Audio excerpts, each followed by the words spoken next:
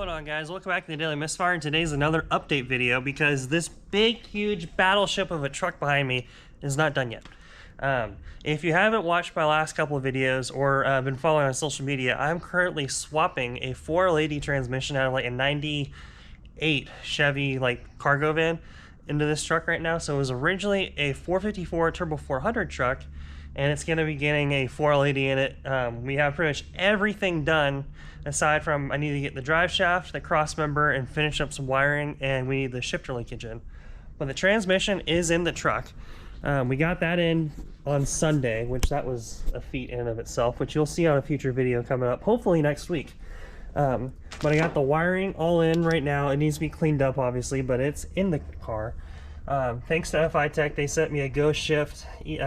Their 480, 465, 60, 85, whatever, 4-speed GM transmission shift controller, which that thing is super easy to mount in here. The only thing I had to order separately from the controller that they sent me was like their TPS adapter thing, which is right here, which basically just allows you to stay.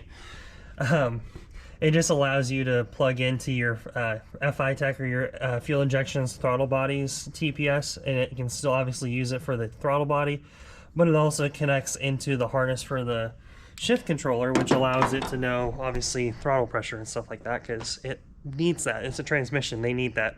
Except for that Turbo 400, I never once had the shift TPS electronic controller set up on it, because I know the whole downshift linkage is set up through like an through an electronic controller, and I never once had it hooked up, and it would downshift. Tell me how that works, but it worked. Anyway, but yeah, so we got that going for the truck right now. Like I said, cross member shifter linkage down from the column, so I'm going to use the factory column in the truck. I have the low car ACA, I think it's 1811 shifter linkage kit coming in. It's like their universal GM shifter linkage kit. That's going to be coming in. Then after that, I have to finish wiring, do the key 12 volts to it, so that way it has switch, obviously, so it turns on with the key. Once we get that done, tuning, get the FI Tech trans controller tuned up and everything, get it where it wants to be operating at, and then I think it's ready to drive, which is exciting. Hopefully, today's Tuesday, hopefully Thursday will be the first driving video with the truck and the new 480, which I will be stoked about, because I've been wanting an overdrive in this truck since the day I got this truck. Like, on our way to go get this truck, I'm like, that 454 would love to have an overdrive behind it. Like, it would be so happy behind it with overdrive, as we were going to Nevada to go get this truck from when we were in California. So yeah, so we got the 480 in the truck right now. We just gotta finish up doing some of the buttoned up stuff for it, and then we're gonna drive it, and then after that, it's gonna come back in here and we're gonna rip it all apart again, because I have brand new suspension for the truck. Yeah, so that is DJM. I think this is the lower control arms, right? Yeah. So DJM is, they're awesome. I haven't messed with their stuff yet, aside from a couple spindles on some like 60 to 66 Chevy trucks. And I just emailed them asking, hey, if they work with creators or, you know, YouTuber people. And they're like, yeah, we do. What are you looking for? And I told them what I was doing and everything. And they were like, okay, cool. We'll just ship stuff out to you. And I was like, oh, awesome. Thank you. I have absolutely no commitment as far as quality wise. Like, because they said, if you like it, let us know. If you don't, it's fine. So I have no commitment as far as quality wise, you know, kissing their butt kind of review, but they sent me like $1,500 worth of stuff, which is gonna be really cool. So it's a 3/4 drop on the truck. It has upper and lower control arms for the front, so they're all this big huge tubular suspension stuff, and it drops the truck with the control arm. So right here is a spring pocket, and they lowered the spring pocket down 3 inches, so that's how it lowers it, which is kind of interesting. I've never seen anyone do it like that, so we'll have to see how that works with the truck. Conceptually, my 8th grade, geometry brain is thinking, well, if you just lower everything down, it doesn't change any of the geometry as far as the way the spring works, the way the A-arms work, the way the spindle is, because the spindle's not any shorter. You didn't move the arm on the spindle down any, like how they normally do with drop stuff. So theoretically, it's all the same geometry, you just kicked it down a little bit. So it should be totally fine. And they also add some caster, which if you drive big, huge trucks, they love to have caster in them. But yeah, so they gave me that. They gave me the rear shackle kit for the back with shocks for it. So it'll be a 4-3 drop in the truck. So 4 inches in the back, 3 inches in the front, which will pretty much give it, will almost be tucking tire front and back. So once we get the 480 in the truck and we drive it and we go, yep, it works, it's great, I love it, it's gonna come back in here. And we're ripping the tires off it, we're ripping the suspension completely out of the truck, and we're gonna throw that new suspension in it, and it's gonna be good. And I had the truck on jacks for last week, and I got a look at some of my ball joints. You're gonna be in for a treat. They are absolutely horrendous. Like, they're bad.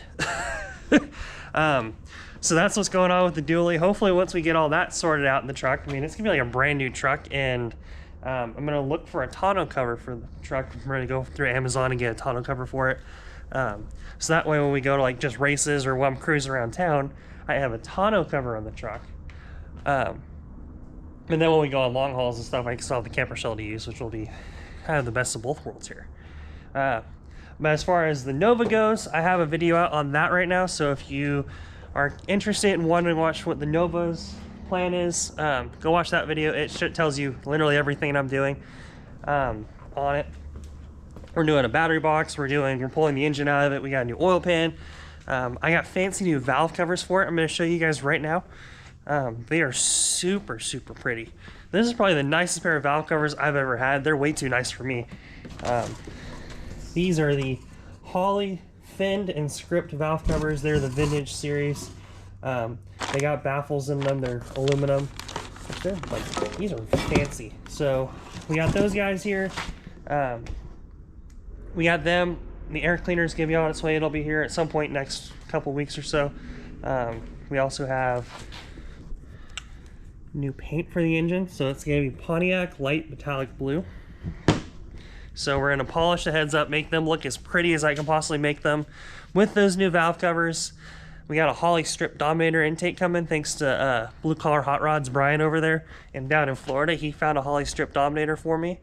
So that's gonna be on the car pretty soon. And it's gonna be like a whole new car as far as the looks of it go. Is it gonna be any faster?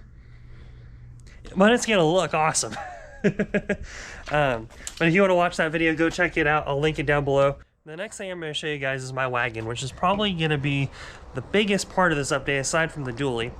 And that is because we have a lot of plans hopefully for this car. So we've been kind of in limbo as far as what I've wanted to do with it. This is a 1967 Chevy 2 wagon. It is actually a 283 Power Glide, power steering, AC car originally. Unfortunately, it looks like it probably got hit at some point in the 80s or something like that. Because it last drove in 80, what does that sticker say? 88. That was a lot. 87 to 88 was the last time it was ever actually inspected in South Carolina. So it's been off the road for almost 40 years at this point. So my guess is it got bashed when it was 20 years old. It got driven into somewhere and then it got parked under a tree probably because of how rusty it is. And then it sat for 40 years.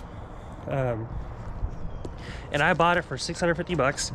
I literally bought it for this trim right here, because this trim is by itself is worth like $700-800. It has a rear sway bar, and also if you're a Nova guy, I'll walk over there, it has a rally clock in it, which is for Nova guys is really cool because they don't remake those. I've been told Chevelle ones are very similar, but it has that clock, which if you've been watching since day one on this channel, I actually drove when we were in California. We drove 6 hours or so up to Oregon to go get one of those clocks out of an SS car that guy was selling for 300 bucks. So we made a road trip just up to Oregon to get one of those. So I was pretty stoked when I got this whole car for 650 bucks. You can also see it has factory AC or dealership installed AC, whatever you want to call it. But it is very, very rusty. Like, this tailgate was rusted, pretty much shut inside the car. The window did not want to come down. As you can see, there's some pretty decent rust. We're just gonna ignore that. We're just gonna vacuum that out and call it good. Some seam sealer will fix that right up. I'm sure foam will work in this, right? We'll just kind of like short strand fiberglass over that. It'll be fine.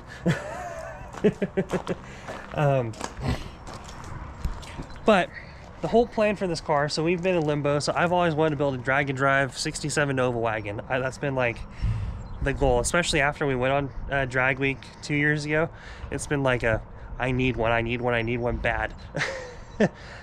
We've thrown out the idea of gas, or we've thrown out the idea of like go fast, like turbo LS stuff with it. There's been the big block conversation, like a big block on nitrous, or like a tunnel ram big block, which would be really cool in it. But those all cost a lot of money. And as you can see by the way it's sitting, and for me wanting to buy a $650 wagon, I don't have a lot of money. But what I do have is parts, and I have a little bit of time. So I bought floor pans for the car. We got floor pans and A-pillars. I just ordered those. Those should be here next month. I have a set of fiberglass fenders for it. I have bumpers. I have a grill, which that grill is actually decent. We have another hood. We have parts to get this front end straight and looking right. We also have an entirely new front clip sitting out back. It's just a stock 67 Nova front end. We have that sitting out back right now. So we have parts to get this car together, and we also have that OPS Chevy truck that has clean sheet metal on it. The frame is currently buckled, if you can't already tell by the way the bed's tilted in toward a little bit. Yeah, so we're gonna be like the Indians, and we're gonna take every part of that buffalo because the engine's already in that truck. So we're gonna skin that thing for everything it's worth, and it's gonna relive itself in this wagon. So like that top roof panel and stuff like that, that's gonna be 97 Chevy truck. This will be 97 Chevy truck. This will be, there'll be little pieces and patches around depending on which angles and curves I can find on it. We'll fix this guy, we'll cut this out, we'll put a new panel in, we'll kind of graft in whatever needs to be grafted here. That one has clean doors on it, which I don't know why it has clean doors when it's so confusing. All the rockers and stuff on that are junk, but the doors are fine. And the rockers on this are actually decent, but the doors are junk. Tell me how that makes sense. Like, there's a little bit right there, a little bit of cancer in that corner, but the doors for the most part are junk, but I don't know. I don't understand. Regardless, these doors are going to come off. Those doors are going to go on. That has a manual crank tailgate, so that tailgate's probably going to go on this. I have to figure out a way to get the glass out of that tailgate into that tailgate, because this is being a factory AC car. They're all tinted windows, so I got to figure out how to do that, so that way my OCD doesn't explode every time the rear window's up. We have the bench seats out of this car. We got the bench seats out of that car. So hopefully the goal is to at least make this thing a roller by the end of the year, or my ultimate goal would be to make it run and drive with just parts I have laying around. So hopefully we can get this thing running for less than $4 or $5 grand, which would be awesome if we could do that. And it fits into a scheme that me and some other YouTuber guys are working up right now. So some of us low-do go sub 5,000, 10,000 subscriber YouTubers are coming up, are concocting a plan right now to try to go and build low-do go cars. And this is probably the one that I'm going to try to build. So this is a $650 car, like I said. I have some wiggle room here, and by far I'm certain I will be probably the oldest one, unless someone comes out with like a 64 Skylark or something like that that they just found. But this one will be by far the coolest story as far as everything, just because of how rusty it is and how far I will have come from looking like, it got literally pulled out of a field to, being an old hot rod again, being resurrected, which is always the cool thing about doing hot rod stuff. So hello, that was the door. But yeah, so that being said, the wagon, we're going to start working on it this spring. Dually, we're going to start, hopefully it'll be done and ready to be the badass tow vehicle that it is for this year. So hopefully that one will be ready to rock and roll. And hopefully by March 21st, because that's the first drag racing event at Bristol, the Nova and the Dually will be there, ready to rock and roll. So, and we can get some testing in, and hopefully the Nova can make its fastest pass ever at Bristol. That would be awesome. That would make me so happy. I think we ran 12:54. If we run like a 12:40, that would be muy bueno. So, and we got some really cool stuff in the works this year. We're talking about 6 Smokies. Hopefully we'll get into that next month. But yeah, so there's a lot of stuff we're in the works right now. So with that being said, I will see you guys later. Be sure to like and subscribe and keep up with all that stuff. And while I'm at it, be sure to check out thedailymisfire.com and check out some of the merchandise that we have over there. We got stickers, we got t-shirts, sweatshirts. This one's really faded and old because I've had it forever. And it's a work sweatshirt now. But they're good work sweatshirts. They're great. They're warm. They're soft. They're cuddly. You want to, you know, roll up in a blanket with it.